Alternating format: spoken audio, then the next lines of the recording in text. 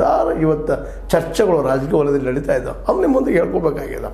D K she ಅವರು ಸುಮ್ಮನೆ ಕುಳಿತುಕೊಳ್ತಾರ ಅಥವಾ ಕೈ ಕಟ್ಕೊಂಡು ಕೊಡ್ತಾರ, ಇಲ್ಲ ಒದ್ದಾದರೂ ಅಧಿಕಾರ ಪಡ್ಕೊಳ್ತಾರ ಅನ್ನುವಂಥದ್ದು. ಯಾಕಂದ್ರೆ ಅವ್ರಿಗೆ ಖಚಿತವಾದ ಮಾಹಿತಿಗಳ ಪ್ರಕಾರ 22-23 ಜನ ಶಾಸಕರು ಅವ್ರ ಬೆಂಬಲಿಗಿದ್ದಾರೆ ಅಂತೇಳಿ. ಅವರಿಂದ ಆಗುವುದಿಲ್ಲ ಏನು ಅಂತೇಳಿ. ಯಾಕಂದ್ರೆ ಅವರು ಎಲ್ಲರೂ ರಾಜೀನಾಮೆ ಕೊಟ್ಟರು. 135-40 ಶಾಸಕರಿದ್ದಾರೆ. ಅಲ್ವಾ ಮೇಲಿನ ಒಂದು 30-35 ಜನ ಹೋದರು 114 ಸೀಟ್ಗಳು ಉಳಿತಾವೆ.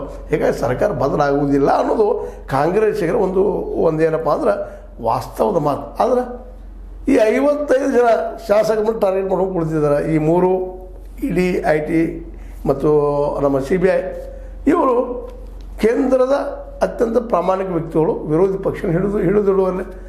ಮತ್ತು ಯಾವ 55 ಜನ ಇದ್ದಾರೋ ಅವರಿಗೆಲ್ಲ ಈಗ ನೋಟಿಸ್ ಕೊಟ್ಟಿದ್ದಾರೆ ಸುದ್ದಿಗಳು ಇದ್ದಾವೆ. ಅದು ಎಷ್ಟು ಸರಿನೋ ಎಷ್ಟು ಸುಳ್ಳೋ ಗೊತ್ತಿಲ್ಲ ನನಗೆ. ಆದರೆ ನಡೀತಾ ಇರೋದೇನು ಸುಳ್ಳಲ್ಲ, ಇವು ನಡೀತಾ ಇದ್ದಾವೆ ಅಂತೇಳಿ ತೆರೆ ಮೇಲೆ ಡೆವಲಪ್ಮೆಂಟ್. ಅದೇ ರೀತಿ ಡಿ ಕೆ ಶಿ ಅವ್ರ ತೆರೆ ಮೇಲೆ ಏನೋ ಡೆವಲಪ್ ಮಾಡ್ತಾ ಇದ್ದಾರೆ ಅನ್ನೋ ಸುದ್ದಿಗಳು ಬರ್ತಾ ಇದ್ದಾವೆ. ಇದೇ ಹಿಂದಿನ ಸಂಚಿಕೆಯಲ್ಲಿ ನಾವು ಬೆಳಗ್ಗೆ ಮಾತಾಡಿದ್ವಿ ಆ ಮಾತನ್ನು. ಇಲ್ಲ ಡಿ ಕೆ ಸುರೇಶ್ ಅವರು ಯಾವುದೇ ಈ ಸದ್ಯದ ಸಂಖ್ಯೆ ಒಂದು ಏನಪ್ಪ ಅಂತಂದ್ರೆ ತೋರಿಸುವಂಥದ್ದು ಮಾಡುವಂಥದ್ದು ಇಲ್ಲ, ನಾವೀಗ ಹೊಂದ್ಕೊಂಡು ಹೋಗ್ತೀವಿ ಅನ್ನೋಂಥ ಮಾತನ್ನು ಮಾತಾಡಿದರು ಅನ್ನುವಂಥದ್ದು. ಯಾಕಂದ್ರೆ ಅವರು ಬುದ್ಧಿವಂತರಿದ್ದಾರೆ ಇಬ್ಬರು ಅಣ್ಣ ತಮ್ಮರು. ಸಮಯ ಬಂದಾಗ ಅದು ತೋರಿಸಿದ್ರೆ ಆಯಿತು ಅಂತೇಳಿ. ಆದರೆ ಇವೆಲ್ಲ ಡೆವಲಪ್ಮೆಂಟ್ಗಳು ಕಾಂಗ್ರೆಸ್ ಸರ್ಕಾರಕ್ಕೆ ದೊಡ್ಡ ಆತಂಕದ ಒಂದು ಸಮಯ ನಿರ್ಮಾಣ ಮಾಡಿದವು ಅನ್ನೋದು ಅಷ್ಟು ಸತ್ಯದ.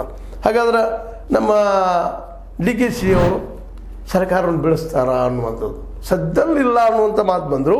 ಅವರು ತಮ್ಮ ಪ್ರಯತ್ನವನ್ನು ಬಿಡುವುದಿಲ್ಲ. 22 ಇನ್ನೊಂದಿಷ್ಟು ಜನರು ಅಂಜಿಸೋ ಮತ್ತೇನೋ ಮಾಡ್ತಾ ತೊಗೊಂಡು ಬಾಯ ಬೆಂಬಲವನ್ನು